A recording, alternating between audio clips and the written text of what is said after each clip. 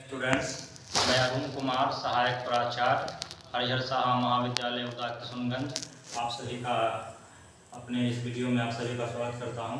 मेरे प्यारे छात्रों, मैं आज आप लोगों के बीच नई शिक्षा नीति के अंतर्गत महाविद्यालयों और विश्वविद्यालयों में प्रारंभ की गई 4 वर्षीय पाठ्यक्रम जो कि CBCS choice based credit system पर आधारित है। तो इसके अंतर्गत जो भी पाठ्यक्रम महाविद्यालयों विश्वविद्यालयों में पढ़ाया जाना है उसके बारे में मैं आपको बताने जा रहा हूं। जैसा कि हम सभी जानते हैं कि नई शिक्षा नीति जो है 29 जुलाई 2020 को के कस्तूरी रंजन की अध्यक्षता में लाया गया और यह जो है नई शिक्षा नीति 5+3+3+4 के फार्मूले पर आधारित है। इसके बारे में मैं आपको अगले वीडियो में बताऊंगा विस्तार से कि 5+3+3+4 क्या है। और ये 4 वर्षीय जो पाठ्यक्रम है उसमें कुल 8 सेमेस्टर होंगे और 8 सेमेस्टरों में जो पढ़ाई जाने वाली जो भी मुख्य पाठ्यक्रम है मैं आपको मुख्य रूप से उसी के बारे में इस वीडियो में बताने जा रहा हूँ। तो सबसे पहले जो आपको पढ़ना है वो MJC है। MJC का फुल फॉर्म आप लोग याद रखें। MJC का फुल फॉर्म हो गया मेजर कोर्स। तो मेजर कोर्स में बच्चों को जो है मुख्य रूप से उनका जो मुख्य विषय है उसको रखना है। अगर हम इतिहास की बात करें तो इतिहास में पार्ट 1 के जो छात्र होंगे वह आइडिया ऑफ भारत रखेंगे और वहीं पार्ट 2 के जो स्टूडेंट हैं सेकेंड सेमेस्टर के स्टूडेंट वो हिस्ट्री ऑफ वर्ल्ड सिविलाइजेशन विश्व सभ्यता का इतिहास उनको पढ़ना है MJC के अंतर्गत। पुनः MIC की बात करते हैं तो MIC में भी सेमेस्टर 1 और सेमेस्टर 2 के छात्रों को इसका सब्जेक्ट का चयन करना है MIC और MDC। और AEC की बात करें तो AEC का भी चयन छात्रों को करना है। सेमेस्टर 1 के छात्रों के द्वारा जो है मुख्य रूप से AEC में भाषा लैंग्वेज का चयन किया जाना था, जिसमें कि हमारे महाविद्यालय में जो पढ़ाया जाने वाला विषय है उनका चयन किया गया था। लेकिन सेमेस्टर 2 में मुख्य रूप से छात्रों को एक ही विषय रखना है, वह विषय है इन्वायरमेंटल साइंस। मैं बता दूं कि सेमेस्टर सेकेंड के जितने भी छात्र छात्रा हैं सभी को एक विषय पढ़ना है, उसका नाम है इन्वायरमेंटल साइंस AEC। AEC का फुल फॉर्म मैं आप लोगों को बता दूं, माइनर कोर्स और MDC हो गया multi disciplinary course. AEC ability enhancement course, इसमें इन्वायरमेंटल साइंस पर्यावरण विज्ञान मुख्य रूप से इसका जो है वो चयन करना है और यही पढ़ना है सभी छात्र छात्राओं को इन्वायरमेंटल साइंस। SEC का फुल फॉर्म होता है स्किल इन्हांसमेंट कोर्स।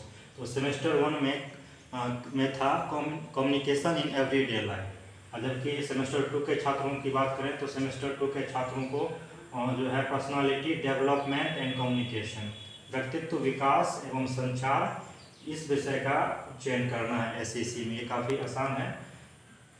VSC की बात करें तो VSC सेमेस्टर 1 में गांधी एजुकेशन स्वच्छ भारत मुख्य रूप से था, लेकिन सेमेस्टर 2 में constitutional values and fundamental duties संवैधानिक महत्व और मौलिक अधिकार और कर्तव्य इससे संबंधित ये VSC है वैल्यू एडिड कोर्स।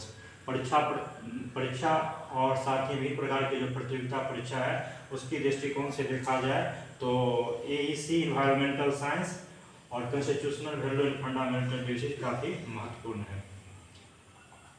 RP की बात करें तो अंतिम वर्ष में जो है वो RP पढ़ना है। RP का होता है रिसर्च प्रोजेक्ट। उसके बाद हम अब परीक्षा की बात करें तो क्वेश्चन पेपर जो है मुख्य रूप से 70 नंबर का जो है छात्रों का एग्जाम होगा, जिसमें कि ऑब्जेक्टिव जो है 10 ऑब्जेक्टिव पूछे जाएंगे, प्रत्येक 2 नंबर का होगा, अर्थात 20 नंबर के ऑब्जेक्टिव पूछे जाएंगे। शॉर्ट क्वेश्चन आंसर जो है वो 4 पूछे जाएंगे और प्रत्येक जो है 5 अंक का होगा, 20 नंबर का शॉर्ट क्वेश्चन होगा। लॉन्ग आंसर की बात करें तो 3 लॉन्ग आंसर पूछा जाएगा, 10 मार्क्स का होगा, कुल जो है वो 30 नंबर। इस प्रकार रिटन टेस्ट जो विश्वविद्यालय द्वारा आयोजित होगा वह 70 नंबर का होगा।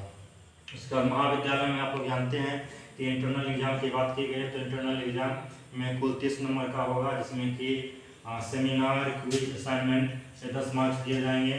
वहीं छात्रों के अटेंडेंस और कंडक्ट छात्रों की उपस्थिति और उनका जो व्यवहार आचरण है उसके आधार पर उनको 5 अंक दिया जाएगा।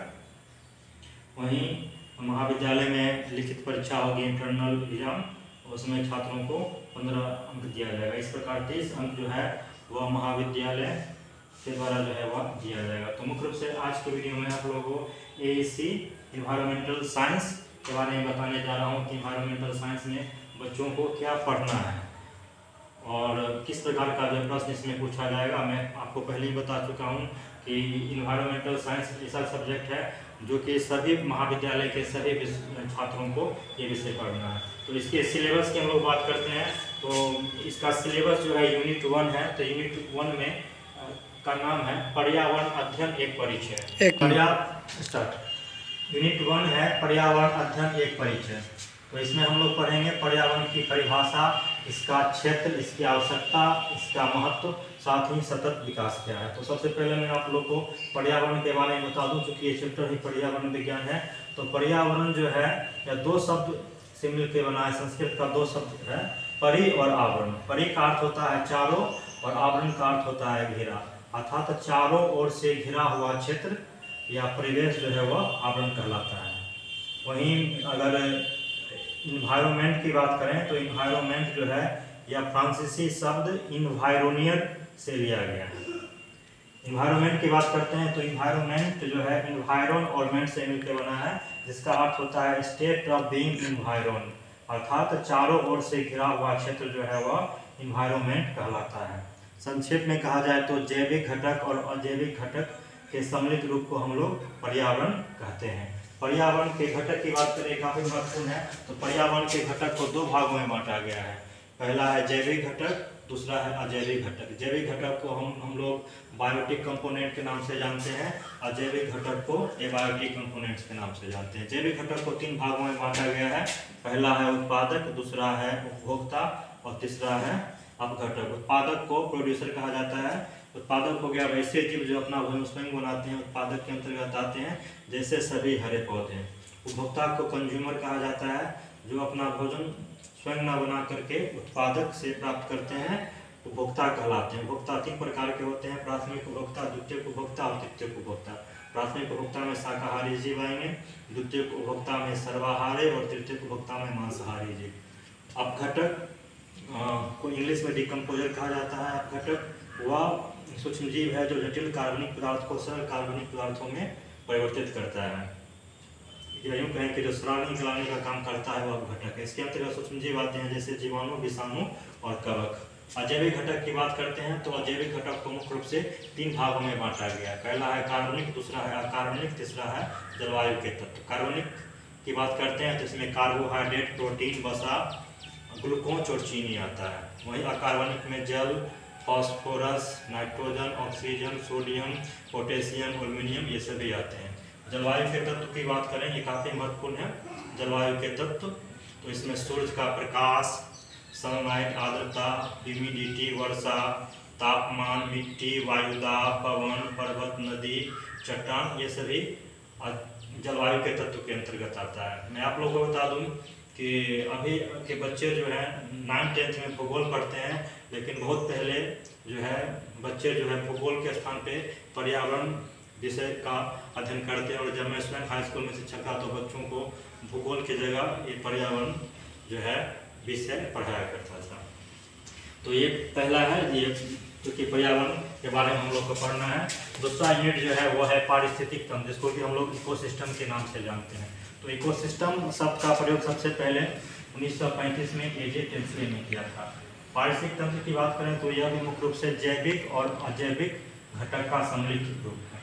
इसमें हम लोग यूनिट 2 में इसका संरचना, कार्य, साथ ही पारिस्थितिक में ऊर्जा का प्रवाह कैसे होता है, आहार श्रृंखला, आहार जाल के बारे में पढ़ेंगे। आहार श्रृंखला क्या मैं बता दूं कि आहार श्रृंखला के अंतर्गत जो है कौन जीव किसको खाता है, कौन जीव किसको खाता है यह बताने वाली श्रृंखला आहार श्रृंखला कहलाती है। और जब बहुत सारी आहार श्रृंखला मिलती है तो वो आहार जाल कहलाता है।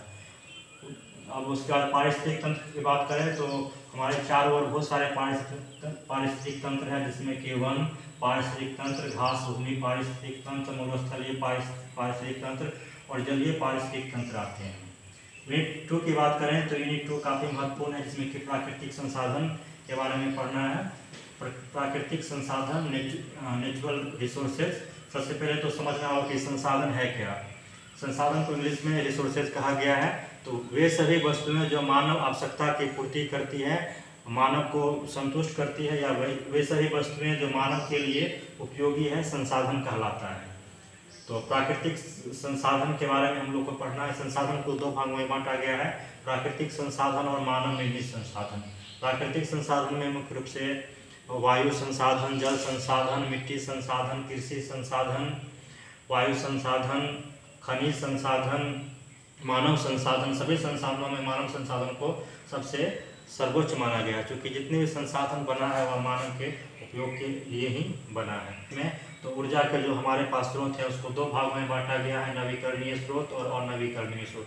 परीक्षा के दृष्टिकोण से भी काफ़ी महत्वपूर्ण है नवीकरणीय स्रोत, रिन्यूएबल सोर्सेज, वैसे स्रोत जिसका कि पुनर्चक्रण होता है और नवीकरणीय कहलाता है। इसमें सौर ऊर्जा, पवन ऊर्जा, जल ऊर्जा, ज्वारीय ऊर्जा, भूगर्भीय ऊर्जा, ये सभी आते हैं।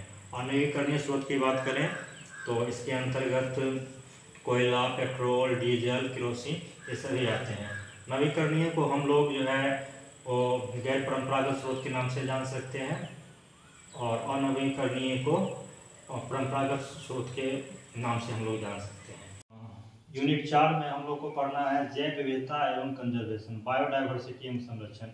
इस चैप्टर में हम लोग पढ़ेंगे जैव विविधता, क्या क्या अर्थ है जैव विविधता के, कौन कौन से प्रदेश हैं, साथ में हॉट स्पॉट क्षेत्र, संकटग्रस्त प्रजातियां, वैसी प्रजातियां जो कि विलुप्त होने के कगार पर है या विलुप्त हो चुके हैं, वैसी प्रजाति को संकटग्रस्त प्रजाति के नाम से जानते हैं। साथ ही स्थानिक प्रजातियां, अर्थात वैसी प्रजातियां जो किसी खास स्थान पर पाई जाती हैं। साथ ही इसमें हमको पढ़ना है वन्य जीवों का अवैध शिकार और जैविक आक्रमण। इसमें दो टर्म के बारे में हम लोग पढ़ेंगे जैव विविधता एवं संरक्षण में, in situ and ex situ conservation of biodiversity. In situ को कहा गया है स्वस्थानीय, एक्स सीटू को कहा गया है बहिर्स्थानीय। इन सीटू स्वस्थानीय का अर्थ हो गया कि वह स्थान जहाँ जीवों को जो है वो प्राकृतिक रूप से जो है सुरक्षा प्रदान की जाती है, इसमें कि राष्ट्रीय उद्यान और अभयारण्य आते हैं। और एक्स सीटू बहिर्स्थानीय में बाहर से जो है जीवों को आपन बना करके सुरक्षा प्रदान की जाती है। यूनिट 5 में हम लोग पढ़ेंगे पर्यावरण प्रदूषण के बारे में। सबसे पहले तो जानेंगे कि प्रदूषण की क्या परिभाषा है। वायु प्रदूषण, जल प्रदूषण, मिट्टी प्रदूषण, ध्वनि प्रदूषण, रेडियोधर्मी प्रदूषण और साथ ही अपशिष्ट प्रबंधन के बारे में। प्रदूषण की परिभाषा मैं आप लोगों को बता दूं। प्रदूषण की परिभाषा है पर्यावरण में हानिकारक और अवांछनीय पदार्थों की मात्रा का समान स्तर से अधिक होना प्रदूषण कहलाता है। तो अगर हम प्रदूषण की परिभाषा याद रखते हैं तो उससे बाकी जो भी प्रदूषण के प्रकार हैं, चाहे वायु प्रदूषण हो, जल हो, मिट्टी हो, ध्वनि हो या रेडियोधर्मी प्रदूषण हो, उसकी परिभाषा स्वतः याद हो जाएगा। वायु प्रदूषण की परिभाषा की बात करें तो उसमें हम लोग जैसा कि प्रदूषण में था कि पर्यावरण में हानिकारक और अवांछनीय पदार्थों की मात्रा का समान स्तर से अधिक होना प्रदूषण कहलाता है। तो वायु प्रदूषण में जोड़ देंगे कि वायु में हानिकारक एवं अवांछनीय पदार्थों की मात्रा का समान स्तर से अधिक होना वायु प्रदूषण कहलाता है। तो अगर एक से प्रदूषण की परिभाषा हम लोग याद कर लेते हैं तो बाकी जितना प्रदूषण है सभी की परिभाषा हम लोग याद कर लेंगे। तो इसमें विभिन्न प्रकार के जो प्रदूषण है उसके क्या कारण है, उसका क्या दुष्प्रभाव होगा, ये हम लोग को पढ़ना है। यूनिट 6 में हम लोग को पढ़ना है पर्यावरण नीतियाँ एवं कार्यक्रम। इसके अंतर्गत हम लोग पढ़ेंगे जलवायु परिवर्तन के क्या कारण है, वैश्विक तापमान, पृथ्वी के तापमान में जो बेतहाशा वृद्धि हो रही है इसके बारे में, साथ ही ओजोन परत के बारे में, तो ओजोन परत का अपक्षय क्यों हो रहा है और इसके क्या दुष्परिणाम हो रहे हैं। तो मैं बता दूं कि ओजोन परत का जो अपक्षय होता है वह मुख्य रूप से CFC क्लोरोफ्लोरोकार्बन के कारण होता है। तो इसको हम डिटेल से पढ़ेंगे ओजोन परत का अपक्षय, साथ ही अम्ल वर्षा एसिड रेन। पृथ्वी पर जो है नाइट्रिक अम्ल और सल्फ्यूरिक अम्ल का वर्षा जल के साथ पृथ्वी पर पहुंचना अम्ल वर्षा कहलाता है, एसिड रेन। इसके बारे में हम लोग को पढ़ना है। साथ में यूनिट 6 में हम लोग को पढ़ना है पर्यावरण कानून।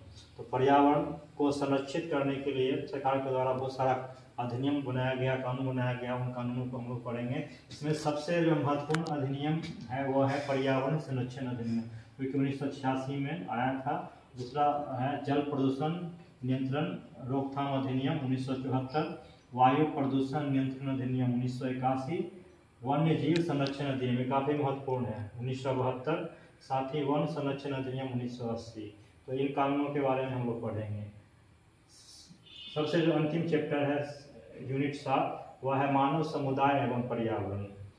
इसमें हम लोग पढ़ेंगे कि जनसंख्या वृद्धि का क्या प्रभाव होगा, उसका क्या दुष्प्रभाव होगा, साथ ही प्रभावित व्यक्तियों का पुनर्स्थापना एवं पुनर्वास। इसमें हम लोग आपदा एवं आपदा प्रबंधन के बारे में पढ़ेंगे। आपदा क्या है मैं बता दूं कि आपदा की परिभाषा है अत्यंत अल्पकाल में घटित होने वाली वे सभी घटनाएं जिसका तत्काल प्रभाव मानव जीवन एवं संपत्ति पर पड़े, आपदा कहलाता है। इसको हम लोग डिजास्टर के नाम से कहते हैं। और आपदा को कम करने के लिए जो उपाय किए जाते हैं उसे आपदा प्रबंधन के नाम से जानते हैं। तो आपदा जो है वह दो प्रकार का होता है, एक होता है प्राकृतिक आपदा और दूसरा होता है मानव जनित आपदा। तो प्राकृतिक आपदा की बात करते हैं तो इसमें बाढ़, भूकंप, चक्रवात, भूस्खलन ये सभी आते हैं। और मानवीय जो आपदा है उसमें विभिन्न प्रकार की दुर्घटनाएं जो होती है वह इसके अंतर्गत आती हैं। साथ ही इसमें पढ़ेंगे जल संरक्षण के बारे में, साथ ही वर्षा जल का संरक्षण किस प्रकार किया जाए वो। अंत में हम लोग पढ़ेंगे पर्यावरण आंदोलन। तो पर्यावरण को संरक्षित करने के लिए समय समय पर अनेक प्रकार के आंदोलन प्रारंभ किया गया था, जिसमें कि चिपको आंदोलन उत्तराखंड में प्रारंभ किया गया था सुंदरलाल बहुगुणा के द्वारा वृक्षों को काटने से रोकने के लिए। साथ ही राजस्थान में बिश्नोई आंदोलन अमृता बिश्नोई के द्वारा प्रारंभ किया गया था। और शांत घाटी आंदोलन, शांत घाटी जिसे कि हम लोग साइलेंट वैली के नाम से जानते हैं, यह केरल में है। मैं बता दूं कि शांत घाटी का जो एरिया है वह 89 किलोमीटर में फैला हुआ है केरल में। और 1980 में कुंती पुंज नदी पर जो है एक बांध बनाकर 200 मेगावाट का बिजली परियोजना प्रारंभ करने की बात की गई थी। केरल की सरकार ने प्रारंभ किया, एक योजना बनाई थी, लेकिन वहाँ के आंदोलनकारियों ने, पर्यावरणविदों ने इसका विरोध किया। और बाद में जाकर के इंदिरा गांधी की मध्यस्थता में यह निर्णय लिया गया कि निश्चित रूप से अगर शांत घाटी पे विद्युत परियोजना प्रारंभ की जाती है तो वहाँ की जो प्राकृतिक संपदा है उसको नुकसान पहुँच सकता है। तो इसलिए शांत घाटी का क्षेत्र जो जाना जाता है, शांत घाटी का क्षेत्र जो है जैव विविधता के लिए प्रसिद्ध है। यहाँ अनेक प्रकार के जीव, पशु, पक्षी, विभिन्न प्रकार के प्रजातियाँ पाई जाती है। और लास्ट में हम लोग पढ़ेंगे पर्यावरणीय नैतिकता। तो ये जो है मैं आप लोग को बता दूं कि संक्षेप में हम लोग को जो पढ़ना है इन्वायरमेंटल साइंस, पर्यावरण एक अध्ययन, तो यही इसका सिलेबस है। मुझे आशा और उम्मीद है कि आप लोगों को जो है ये वीडियो पसंद आया होगा और आप लोग जो है जो सिलेबस है इसको अच्छे ढंग से जो है इसको पढ़ लें। धन्यवाद।